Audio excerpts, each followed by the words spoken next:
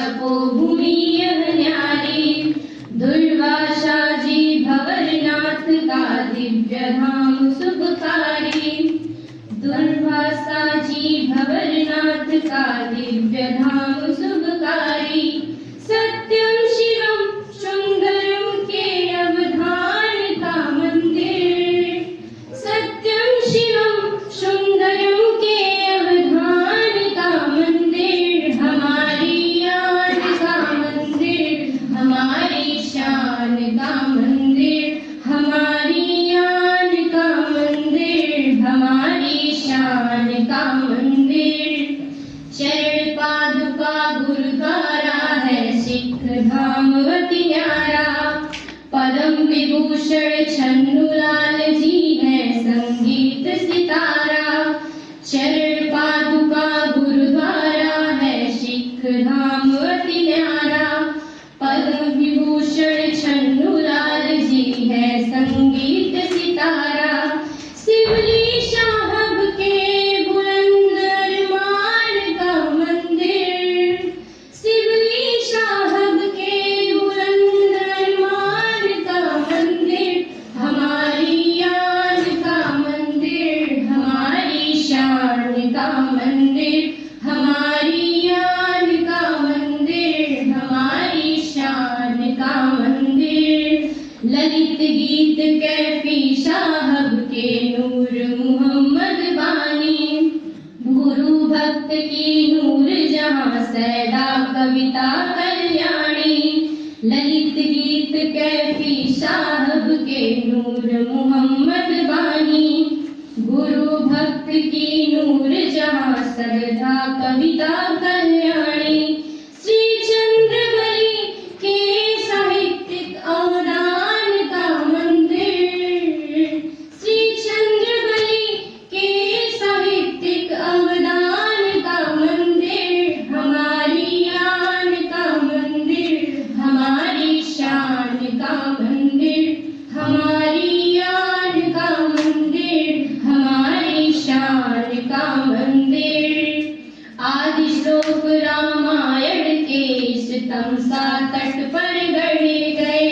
प्रिय प्रवास हल्दी घाटी के छंद यहीं पर पढ़े गए।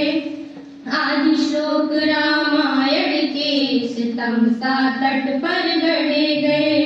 प्रिय प्रवास हल्दी घाटी के छंद यहीं पर पढ़े गए।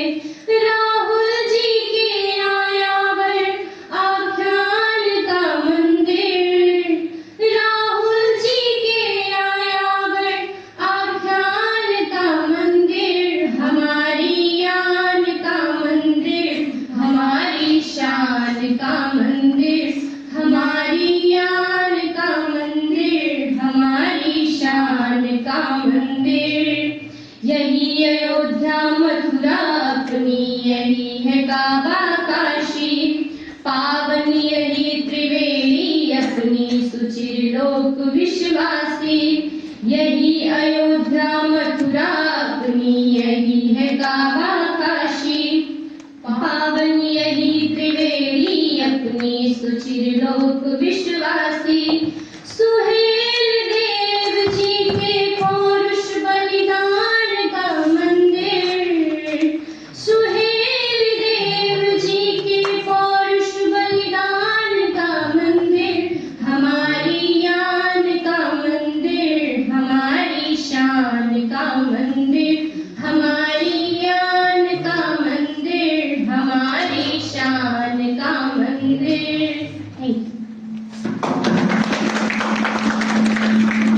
happening from time immemorial. People have been copying materials from others. Active to passive voice कर देंगे. You know, even paraphrasing amounts to plagiarism. Ideally, yes. We are happily paraphrasing things, and we are safe because the tools are unable to catch it. जिस दिन हमारे tools ऐसे हो जाएंगे कि paraphrase content को भी पकड़ लेंगे तो वो भी प्लेजरिज्म माना जाने लगेगा. Forget about changing active into passive. The whole paragraph rewritten may also amount to plagiarism. I will take certain points from whatever Dr. Vinod ji said. इन्होंने कहा कि हल्दी पे अमेरिकन्स ने पेटेंट ले लिया।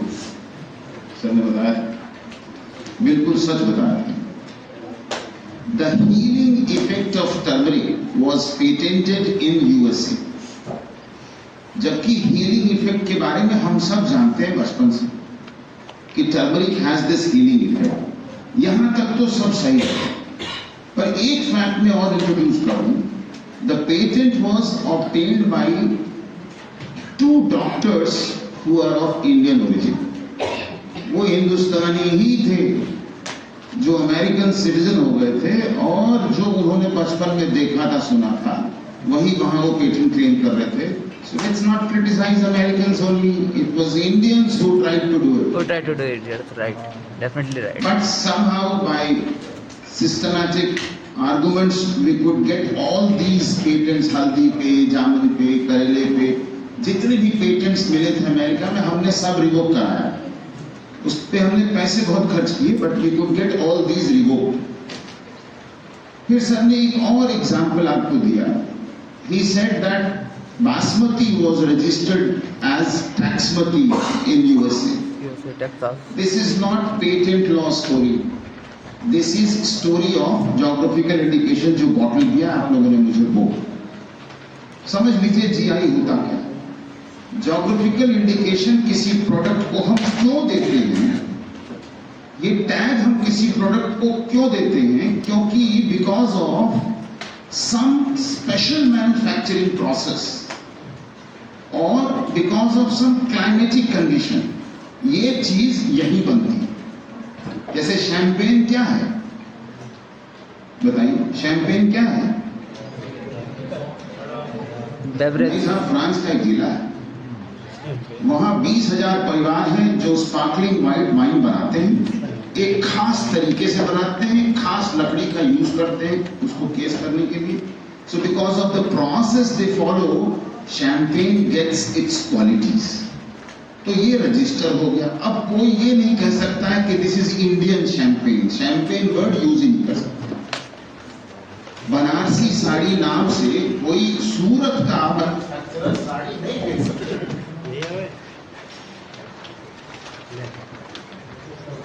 बनारसी साड़ी नाम से कोई सूरत का व्यापारी साड़ी नहीं बेच सकता, या भदोही नाम से कोई कश्मीर वाला कारपेट नहीं बेच सकता। इसका कारण है द प्रिवेलिंग मैन्युफैक्चरिंग प्रोसेस। उसको मैन्युफैक्चर करने का तरीका यूनिक है, या क्लाइमेटिक कंडीशन ऐसे हैं कि ये चीज कहीं और नहीं। जब टैक्समती रजिस्टर हुआ, हम पहुंचे अमेरिका के साथ, ये तो गलत है, ये हमारा है। देहरादून के तराई रीजन में होने वाले लॉन्ग एरोमेटिक राइस को हम बासमती कहते हैं, ये बरसों से हमारा है। तो हमसे सवाल पूछा गया, do you protect geographical indications in India? हमारा आंसर था नो। तब तक भारत में भौगोलिक उपदर्शन के संरक्षण की कोई विधि नहीं थी। WTO कहता है, सर ने ट्रिप्स के बारे में भी बताया, WTO कहता है if you want protection globally, first of all protect it locally. आनंद फानन में 1999 में हमने ये कानून बनाया पहले इंडिया में, और उसके बाद जाके अमेरिका में हमने कंटेस्ट किया, and we could successfully contest it. अब और बातें मैं आपकी नहीं उठाऊंगा। We will start from the beginning. Let me divide the discussion into 2 parts. आधा मैं कोर्स के बाहर का बोलूंगा, ये है कोर्स वैसे, और आधे में हम कोर्स पे आएंगे। This is not a very interesting part, क्योंकि कोई भी संस्था जब अपने फॉर्मेटिव डेज में है तो उसको सबसे बड़ा चैलेंज है इनोवेशन का कल्चर बनाना है। अभी इन्वेंशंस हो नहीं रहे होंगे, और अगर इन्वेंशंस हो नहीं रहे होंगे तो मैं आप पर लाख को दुनिया भर की सूचना की जब करोगे तो फाइल कैसे करोगे? So therefore, let us talk about importance of IPR and meaning of IPR for some time, and then I will talk about filing. Sir has explained it. काफी कुछ बता दिया सर। देखिए, he said intellectual property is creation of mind. बौद्धिक संपदा बुद्धि से उत्पन्न हो, और ये इंटेंजिबल है, इसको छू नहीं पाएंगे ये फिजिकल प्रॉपर्टी नहीं है।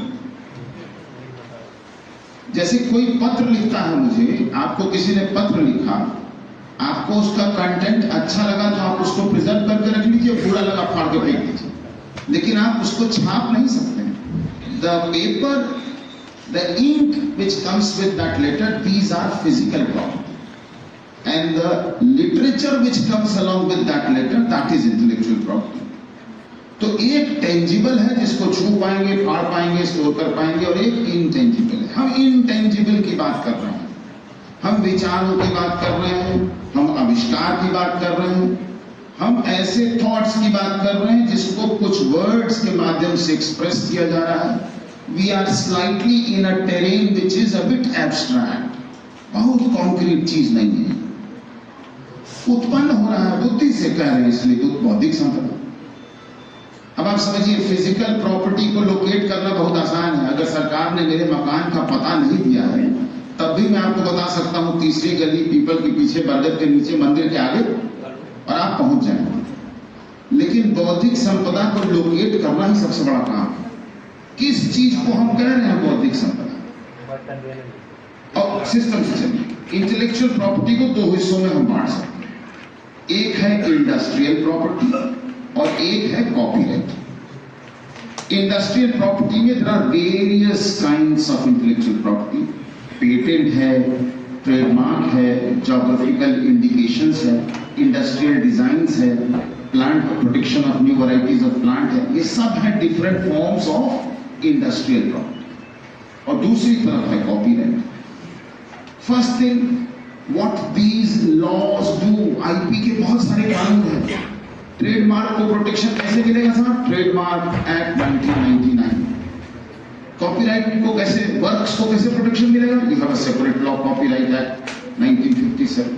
प्लांट वैरायटी के लिए अलग लॉ बना दिया, डिजाइन के लिए अलग बना दिया, जीआई के लिए अलग लॉ बना दिया, ट्रेडमार्क के लिए अलग बना। So we have number of laws.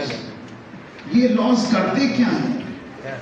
सबसे पहले तो बताते हैं कि ये इनकी विषय वस्तु क्या है।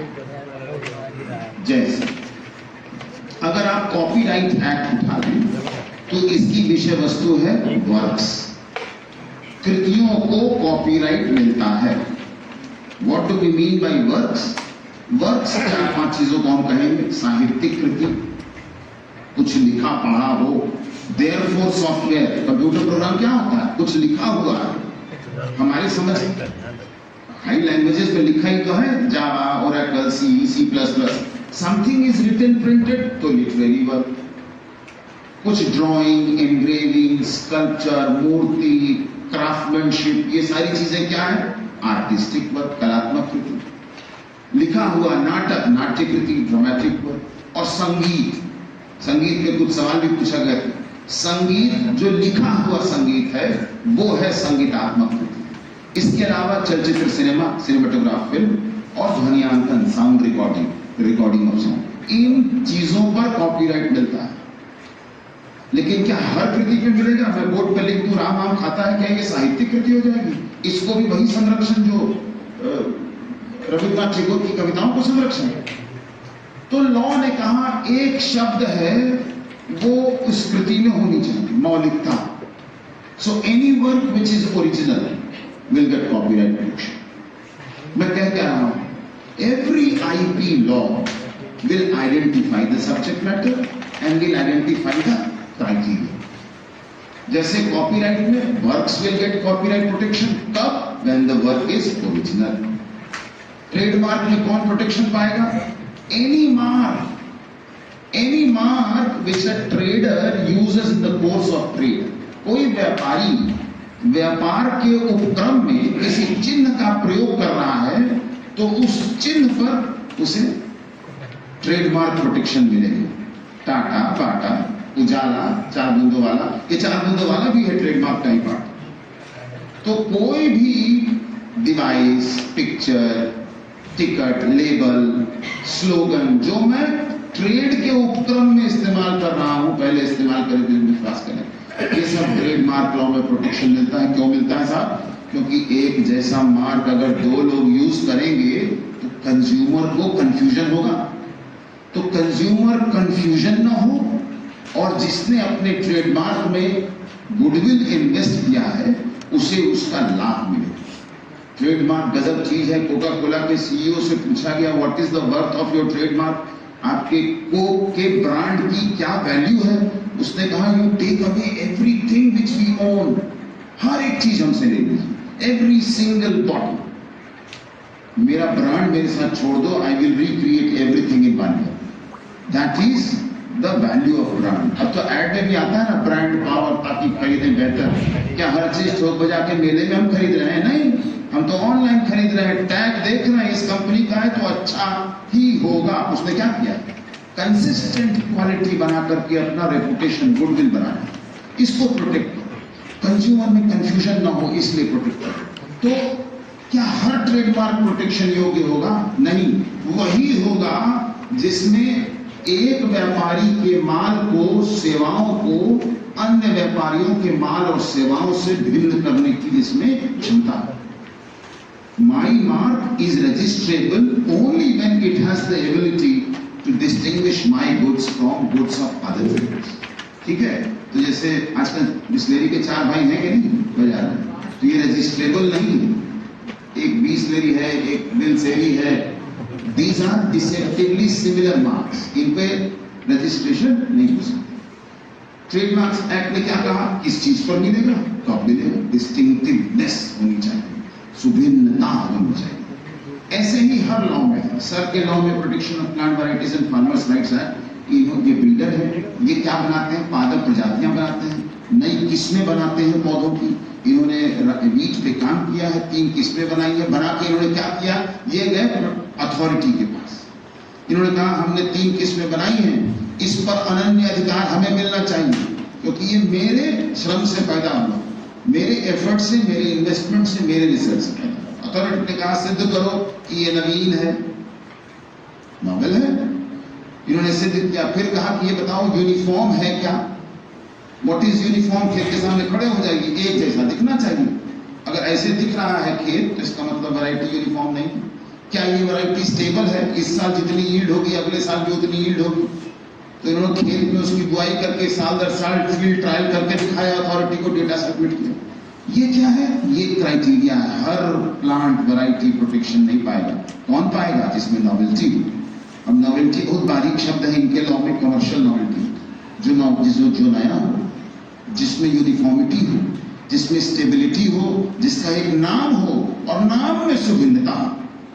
ऐसे ही हर आईपी लॉ में सब्जेक्ट मैटर मिलेगा और क्राइटेरिया मिलेगा। पहला काम, पेटेंट लॉ का सब्जेक्ट मैटर है इन्वेंशन, आविष्कार, खोज नहीं, आविष्कार। आविष्कार पर पेटेंट कब मिलेगा? जब उसमें 3 शर्तें बता दी गई। उसमें नवीनता होनी चाहिए, नया होना चाहिए, इतना नया कि न किसी ने देखा हो, न सुना हो, न कहीं लिखा गया हो, एब्सोल्युटली न्यू होना चाहिए।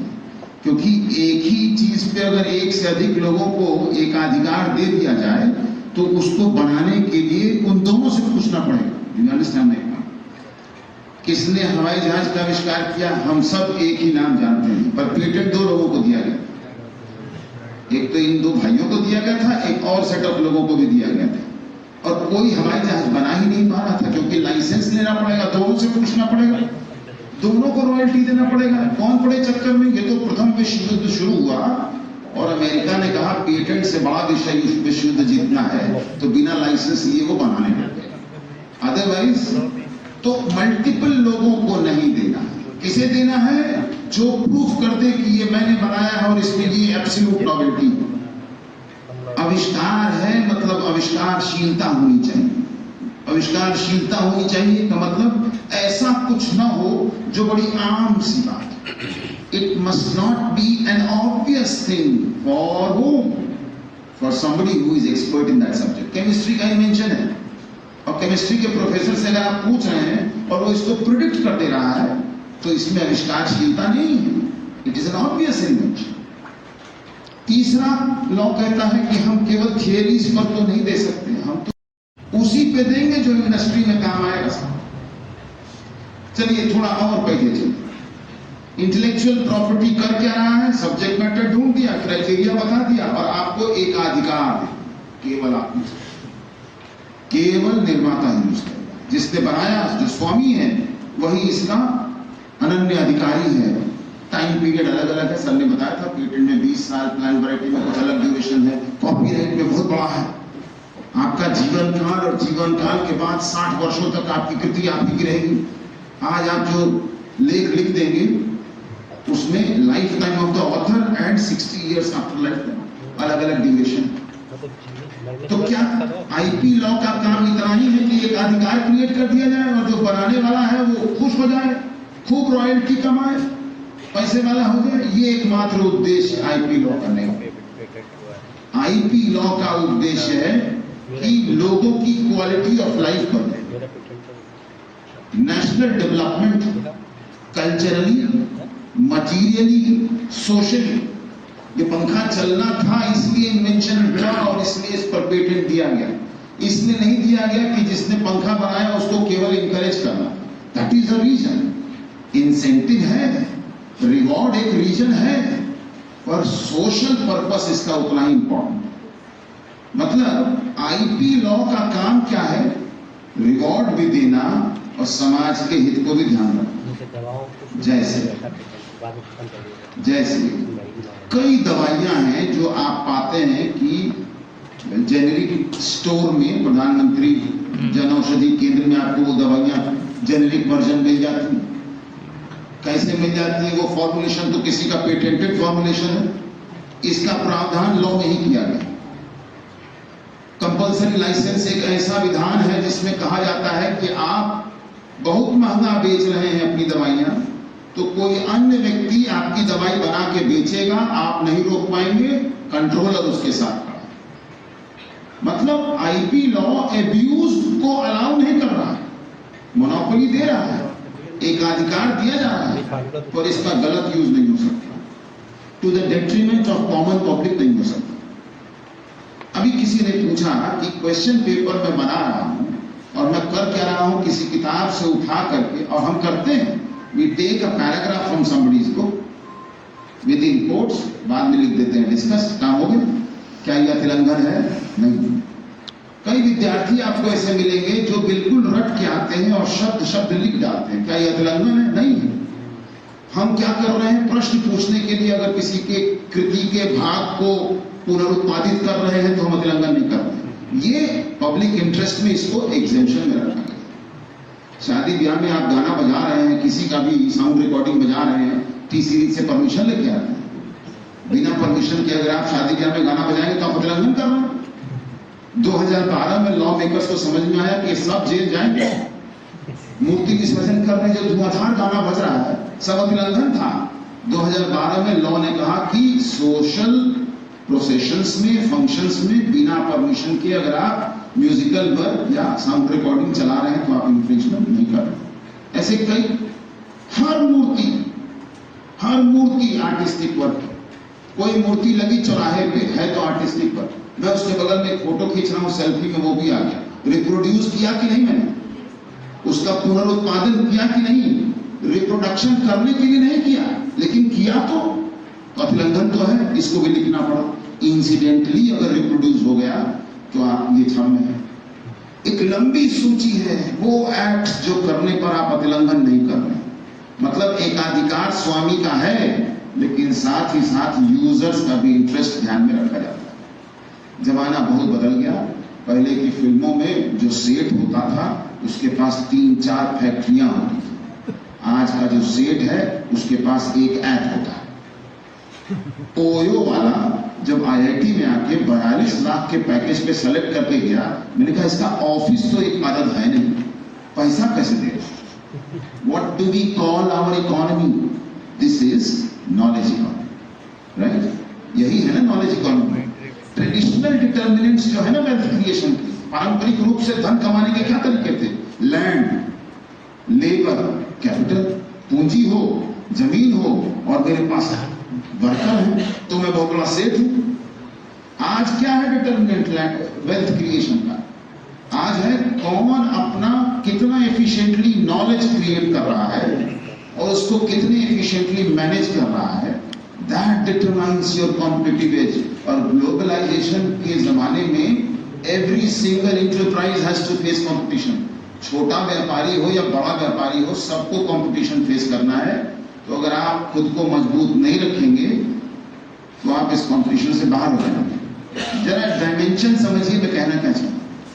सरकार की एक योजना है जिसमें सरकार ये कहती है कि कोई भी माइक्रो, स्मॉल या मीडियम एंटरप्राइज है, MSME हो अगर है, और वो उद्यम पोर्टल पर रजिस्टर कर ले खुद को, तो उसके ट्रेडमार्क के रजिस्ट्रेशन के लिए 15,000 रुपया सरकार देगी। वो अगर कोई प्रोडक्ट बनाता है जिस पर कोई खूबसूरत सा डिजाइन लगाता है जो उस प्रोडक्ट की खूबसूरती बढ़ाए, तो ऐसे डिजाइन के रजिस्ट्रेशन के लिए 10,000 रुपए का खर्चा सरकार देगी।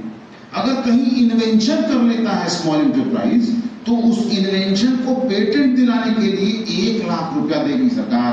और अगर भारत के बाहर कहीं पेटेंट प्राप्त करना है, up to 5 lakh rupees government देगी। हम कर क्या रहे हैं? किसको मजबूत कर रहे हैं? स्मॉल एंटरप्राइजेस जिसका टोटल फिजिकल वर्थ कुछ 20 करोड़ रुपए का। मतलब हम मान रहे हैं कि MSME भी बचाने की जरूरत है, और बचना है अगर तो आपको अपने हथियार मजबूत करने हैं। और उनमें से एक हथियार ग्लोबलाइजेशन में सर्वाइव करने के लिए है IP टूल्स। IP केवल एसेट नहीं है, ये इस कंपटीशन में सर्वाइव करने का टूल है। अगर समय बचा तो हम इस बात को समझेंगे। और पेटेंट की तो सक्सेस स्टोरीज बहुत सारी, सर ने भी कुछ बताया। बायोकॉन कंपनी के बारे में आपने सुना होगा, किरण मजुमदार शॉप, वो तो एग्जांपल है फॉर वुमेन एंटरप्रेन्योर्स, महिला उद्यमियों के लिए तो वो एक बहुत अद्भुत उदाहरण है। 1978 में यही बायोकॉन कंपनी एंजाइम बनाती थी टोमेटो प्यूरी में डालने के लिए, प्रिजर्वेटिव। बस आज के डेट में 1,000 करोड़ रुपया इन्वेस्ट कर रखा है उन्होंने ओरल इंसुलिन बनाने का। A small company converted into a huge multinational drug manufacturing company। हुआ कैसे? आप उसके वेबसाइट के होम पेज देखिएगा। Every 2 years one invention patented, commercialized, invention patented, commercialized। The success story of Biocon is nothing but story of patent law। Nirma की वो जो छोटी बच्ची है वो घूम ही रही है। करसन भाई was one man enterprise in 1968 and by 1988 88 आते आते तक हिंदुस्तान लीवर लिमिटेड को सोचना पड़ रहा था कि निर्मा से हम टक्कर लें कैसे। वो तो कहिए व्हील आ गया, वो भी एक पहिया जो घूम ही रहा। व्हील आया तो निर्मा को जीता। करसन भाई की कामयाबी की कहानी है trademark promotion and market penetration. छोटे छोटे कस्बों तक निर्मा का बैग टांगकर उसका कोई मार्केटिंग एग्जीक्यूटिव घूमता था। तो मार्केटिंग के लिए बहुत अच्छा लेसन है निर्मा। खैर एक और एग्जांपल बताता हूँ, आप इंपॉर्टेंट समझिए जरा इंटेलेक्चुअल प्रॉपर्टी। एक कंपनी थी क्रोएशिया की, उसका नाम था Pliva. Pliva was a company, a drug manufacturing company of Croatia and it was on the verge of closure. Wind up हो रहा था, सब खत्म, नुकसान ही नुकसान, अब क्लोजर हो रहा था। इस बीच फाइजर एक और ड्रग कंपनी है फाइजर। फाइजर के साइंटिस्ट अमेरिकन पेटेंट ऑफिस का कैटलॉग देख रहे थे and during their examination of the catalogue उन्होंने एक इन्वेंशन ऐसा पाया, इन्वेंशन एक ग्रांटेड पेटेंट सर्टिफिकेट देखा उन्होंने जिसमें एक ड्रग फॉर्मुलेशन का पेटेंट था, right. This was owned by Pliva, वो प्लाइवा के नाम पे था। इन्होंने प्लाइवा से कांटेक्ट किया कि हम इस पे लाइसेंस लेना चाहते हैं। प्लाइवा ने कहा we are winding up, they said don't wind up, wait for something, हमको लाइसेंस दे। उन्होंने 2003 में लाइसेंस दिया। ये दवाई लॉन्च हुई दुनिया में, इसका नाम था शुरू में जिट्रोमैक्स। अब जिट्रोमैक्स से आप रिलेट नहीं कर पाएंगे, आज की डेट में इस दवाई को कहते हैं azithromycin. And this one drug changed the fortune, the entire story of Plaiva. Plaiva बंद नहीं हुई।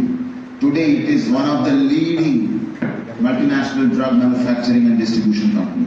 एक पेटेंट जब आपकी तकदीर बदल सकता है, इमेजिन करिए कितना स्ट्रेंथ है। लेकिन सब अच्छा नहीं है, कुछ मुश्किलें भी हैं। Out of 100 patents which we grant, ध्यान से सुनिए इस बार, उसके बाद डिस्करेज हो जाइएगा और फिर मैं चला जाऊंगा। Out of 100 patents which we grant, not more than 3 to 5 patents ever become revenue generating। क्या समझ में आया? 3 से 5% पेटेंट ही कमर्शियलाइज होते हैं, बाकी सब क्या होते हैं? सीवी में लिखने में काम। These are of academic value only। 3 से 5% ही कमर्शियल वैल्यू के होते हैं, कमर्शियलाइज होते हैं। इसका मतलब है कि बहुत ज्यादा पैसा अगर आप इन्वेस्ट कर रहे हैं R&D में, पेटेंट फाइलिंग से लेके ग्रांट तक पैसा ही पैसा लगता है। For every stage you will have to pay money, government को फीस देना पड़ेगा और पेटेंट एजेंट को फीस देना पड़ेगा। सरकार ने आपके लिए सहूलियत कर दिया, सरकार ने कहा यूनिवर्सिटी हो, यूनिवर्सिटी के नाम पे फाइल कर रहे हो अगर पेटेंट एप्लीकेशन, तो हम आपको 80% छूट देंगे, free payment. Government is supporting innovation. Government wants to create innovation culture in this country. एक नई योजना आई है 2016 से लागू है, IPR पॉलिसी, जिसमें कहा जा रहा है कि ग्रास रूट लेवल के इनोवेटर को भी हम टैप करेंगे, and they are doing it. आप लोग सुनते होंगे ना आजकल इंक्यूबेशन फैसिलिटीज बहुत आ गई, अटल इंक्यूबेशन सेंटर, साथी, न जाने कितने इंक्यूबेशन सेंटर है। क्या ये हैंड होल्डिंग के लिए है? एक किसी के जहन में एक अच्छा आइडिया है, वो अपना आइडिया इंक्यूबेट करते हैं उस सेंटर में। अब centre will provide the facilities कि आओ हमारी सुविधाएं इस्तेमाल करो, अपने आइडिया को प्रोटोटाइप तक पहुंचाओ, उसके बाद चलो हम तुमको मदद करेंगे पेटेंट फाइलिंग में भी, फिर बाद में सर अपने इंडिपेंडेंट हो जाओ। और क्योंकि ये आगे जाके क्या बनेगा, आगे जाके ये स्टार्टअप बनेगा, तो रही सही कसर सरकार स्टार्टअप पॉलिसी में पूरी कर दे रही है। They have huge number of exhibitions। तो ये पूरा इनोवेशन इकोसिस्टम जो है, ये आज से 10 साल के बाद रिजल्ट्स आपको देगा, बहुत अमेजिंग। आप देखिए, so there are many examples. लेकिन अगर आपको लगता है कि कमर्शियल वैल्यू नहीं है, ध्यान रहे कमर्शियल वैल्यू नहीं है, तो पेटेंट फाइलिंग से ग्रांट तक पे खर्चा मत करिए। और अगर कर भी लिया है तो पेटेंट ग्रांट होने के बाद every year you will have to pay annuity fees, patent maintain करने का फीस देना पड़ता है। 2 केमिकल्स एक कंपनी थी, 2 केमिकल्स DOE, 2 केमिकल्स एक कंपनी थी। एक बार उनको लगा कि जरा हम अपना पेटेंट प्रोफाइल चेक करें, कितना पेटेंट है हमारे पास और हम कितना यूज करें। उन्होंने देखा दे हैड 28,000 आइडल पेटेंट्स, ऐसे पेटेंट ले रखे थे उन्होंने जिसका कोई इस्तेमाल नहीं हो रहा था। उन्होंने उसको वेव कर दिया, छोड़ दिया, and they save lot of money which they were spending in patent maintenance. तो अगर आपके इन्वेंशन की कमर्शियल वैल्यू नहीं है, तो आप you don't waste your money for nothing, don't waste your resources, drain out, आप बंद कर दो। पेटेंट केवल बायोकॉन नहीं है, केवल प्लाइवा नहीं है, there are hundreds of inventors who never end up becoming rich entrepreneurs, क्योंकि उनके inventions commercial value के नहीं होते। So you have to take a balanced view। हमें समझना क्या है, filing of patent। Now we can start with it। कुछ आइडिया लग रहा है आपको कि हम पढ़ने वाले क्या बात कर रहे हैं? Do you understand what is broad idea क्या है? आपने पूछा कि प्लांट जीन ट्रांसफर अनएथिकल है। देखो बहुत सेफ एक रूल बताता हूँ, as long as law provides for it, assume it is ethical. कौन उतना दिमाग लगाए? जैसे and you know plant to plant gene transfer has never been a matter of controversy. Controversy comes when animal subject is involved और human subject is involved. Cloning is unethical, सब लोग बोल देंगे ना। एनिमल सब्जेक्ट जब आता है तब जीन ट्रांसफर अनएथिकल हो जाता है। एक जर्मनी के प्रोफेसर थे, प्रोफेसर ब्रस्टल यूनिवर्सिटी ऑफ बॉन के, he was the one who for the first time extracted neural precursor stem cells. Neural stem cell extract किया था उन्होंने और कहा था कि इससे हम ऑर्गन तक डेवलप करेंगे आगे चलकर। जर्मनी में इसको पेटेंट नहीं मिला, was granted revoked। Greenpeace is a foundation, it opposed this patent। क्यों अपोज किया था? ग्रीन पीस का ये कहना था कि ये एक ऐसा रिसर्च है जो, देखिए, स्टेम सेल हमारे आप में से न्यूरल सेल से नहीं निकलेगा, ये ह्यूमन एम्ब्रॉय से निकलता है, ठीक है, ह्यूमन एम्ब्रॉयनिक स्टेम सेल होता है। ऐसा रिसर्च था जिसको करने के बाद, स्टेम सेल एक्सट्रैक्ट करने के बाद उस भ्रूण को नष्ट करने की आवश्यकता है। तो ये तय हो गया कि साहब जहां भ्रूण नष्ट किया जा रहा है ये तो अनएथिकल है, so this was not allowed. America में यही अलाउड था, क्योंकि their standard of ethics is different from Indian standard of ethics. खैर साहब, let's now talk about filing of patents. We understand patents are granted on inventions.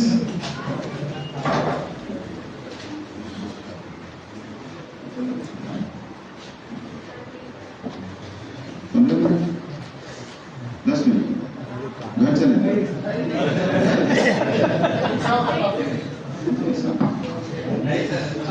बच्चे जा रहे हैं आप उनसे पूछेंगे उसको बच्चे मत पूछिए ना। Sorry. So we understand meaning of patent. Patent is limited monopoly granted for an invention. Right? Invention पर limited monopoly. Limited मतलब 20 साल की monopoly. Limited over time. दूसरा हमने समझ लिया पेटेंट कब ग्रांट होगा, जब इन्वेंशन नया होगा, वो आविष्कारशीलता होगी, इंडस्ट्री में उपयोगी। तीसरी एक बात और है, एक प्रावधान है पेटेंट एक्ट में जो कहता है कि इन चीजों को हम इन्वेंशन नहीं मानते, डिक्लेयर्ड है कि हम इनको इन्वेंशन ही नहीं मानते, तो उन पे पेटेंट नहीं मिलेगा। जैसे method of agriculture is not invention, जैसे मेथड ऑफ थेरेपी, इलाज करने की पद्धति पर पेटेंट नहीं मिलेगा, जैसे मैथमेटिकल फॉर्मूला पर नहीं मिलेगा, साइंटिफिक मेथड्स पे नहीं मिलेगा, एल्गोरिदम पे नहीं मिलेगा, कंप्यूटर प्रोग्राम पर से पर नहीं मिलेगा, सेमीकंडक्टर इंटीग्रेटेड सर्किट पे नहीं मिलेगा, मेथड ऑफ प्लेइंग गेम्स पे नहीं मिलेगा, ऐसे करके लंबी सी लिस्ट है। इस पे नहीं मिलेगा तो हमारे पास क्या आ गया, इन्वेंशन पर मिलेगा, प्रोवाइडेड वो 3 शर्तें पूरी होती हों और वो इन्वेंशन इस लिस्ट में ना हो। इस लिस्ट में होगा तो उस पर पेटेंट नहीं मिलेगा। वंस दैट इज डन,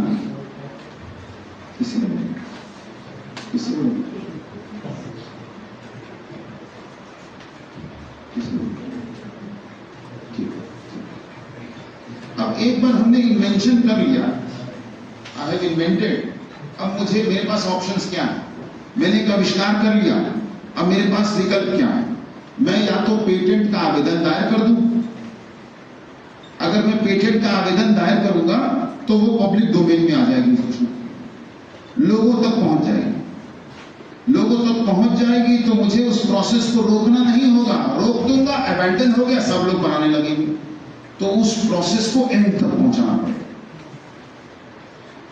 सबसे पहले मैं क्या करूंगा, मैं कमर्शियल वायबिलिटी अपनी चेक करूंगा कि मेरा इन्वेंशन कल को मुझे कुछ कमा के देगा कि नहीं। अगर मुझे लगता है कि कमा के देगा तो मैं आगे बढ़ूंगा। दूसरा step, possibility of reverse engineering. कई ऐसे आविष्कार होते हैं जिसको बड़ी आसानी से नकल किया जा सकता है। मेडिसिन फॉर एग्जाम्पल, दवाई की पहली गोली बनाने में 500 करोड़ लगता है और दूसरी गोली बनाने में 5 पैसा लगता है, because entire R&D money goes in making the first drug. तो अब रिवर्स इंजीनियरिंग उसका बहुत आसान है, पूरा फॉर्मूला ही उसके कवर पे लिखा हुआ है। ऐसी कोई भी इन्वेंशन जिसकी नकल आसानी से किया जा सके, उस पर पेटेंट जरूर प्राप्त करो, क्योंकि आप उसको छुपा नहीं सकते। पेटेंट मिलने के बाद कोई नकल नहीं करता, नकल करेगा तो मैं इंफ्रिंजमेंट का केस दायर कर दूं। लेकिन अगर ऐसा आविष्कार है आपका जो आपको लगता है कि आप छुपा के रख सकते हैं, तो आप उस पर पेटेंट मत प्राप्त करिए न चाहे तो, क्योंकि पेटेंट तो 20 साल के बाद खत्म हो जाएगा। लेकिन अगर आप उसको ट्रेड सीक्रेट रखते हैं, अगर आप उसको ट्रेड सीक्रेट के रूप में रखते हैं, छुपा के रखते हैं, कामयाबी से छुपा सकते हैं, तो कोका कोला का फॉर्मूला हो गया वो, जो आज 200 साल से ट्रेड सीक्रेट है। अगर उन्होंने 18वीं शताब्दी में पेटेंट लिया होता तो ये आज पब्लिक डोमेन में होता। पर आज 200 साल से वो ट्रेड सीक्रेट है, क्योंकि उन्होंने उसको छुपा के, it is a closely guarded secret.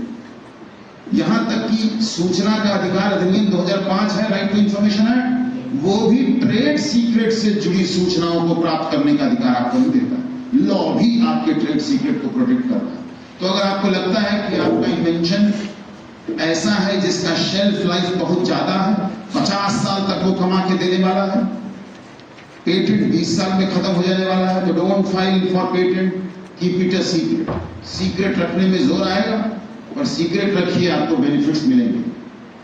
जैसे एविएशन सेक्टर के इन्वेंशंस बहुत मुश्किल से रिवर्स इंजीनियर होते हैं, ब्लैक बॉक्स क्या चीज है उनकी, वो नहीं मिलता तो वो एकदम अंधेरे में रहते हैं। And then black box throws light on everything, उस काले डब्बे से ही रोशनी आती है। So the inventions related to aviation sector, उसको आप ट्रेड सीक्रेट रख सकते हैं, बेटर आइडिया।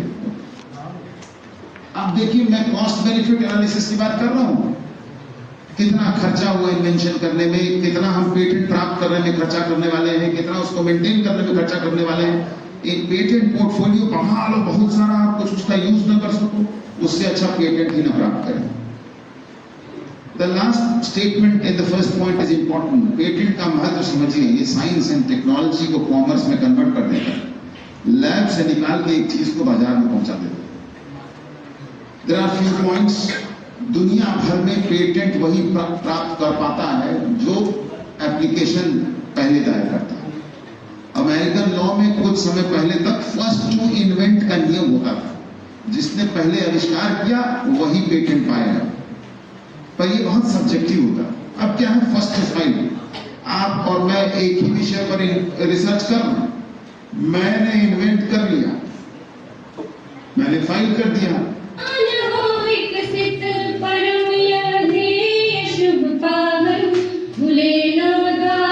शिक्षा के रुचिर संदेश मन भावन, खुले न द्वार शिक्षा के रुचिर संदेश मन भावन। विविध विधाओं के हित कर उत्थान का मंदिर, विविध विधाओं के हित कर उत्थान का मंदिर, हमारी आन का मंदिर, हमारी शान का मंदिर, हमारी आन का मंदिर, हमारी शान का मंदिर। पुरा तथा अधुनातन का सामंजस्य बनाने वाला, शाश्वत ज्ञान दीप यह तिमिरा ज्ञान मिटाने वाला। वाणिज्य कला कृषि कंप्यूटर विज्ञान का मंदिर, वाणिज्य कला कृषि कंप्यूटर विज्ञान का मंदिर, हमारी आन का मंदिर, हमारी शान का मंदिर, हमारी आन का मंदिर, हमारी शान का मंदिर। सुहेल देव विश्वविद्यालय समुन्नत ज्ञान का मंदिर। दत्तात्रेय चंद्रमा ऋषि की तपोभूमि यह न्यारी, दुर्वासा जी भंवरनाथ का दिव्य धाम शुभकारी, दुर्वासा जी भंवरनाथ का दिव्य धाम शुभकारी। सत्यम शिवम सुंदरम के अवधान का मंदिर, सत्यम शिवम सुंदरम के अवधान का मंदिर, हमारी आन का मंदिर, हमारी शान का मंदिर, हमारी आन का मंदिर, हमारी शान का मंदिर। चरण पादुका गुरुद्वारा है सिख धाम अति न्यारा, परम विभूषण छन्नूलाल जी है संगीत सितारा। चरण पादुका गुरुद्वारा है सिख धाम अति न्यारा, परम विभूषण छन्नूलाल जी है संगीत सितारा। शिवली साहब के बुलंद अरमान का मंदिर, शिव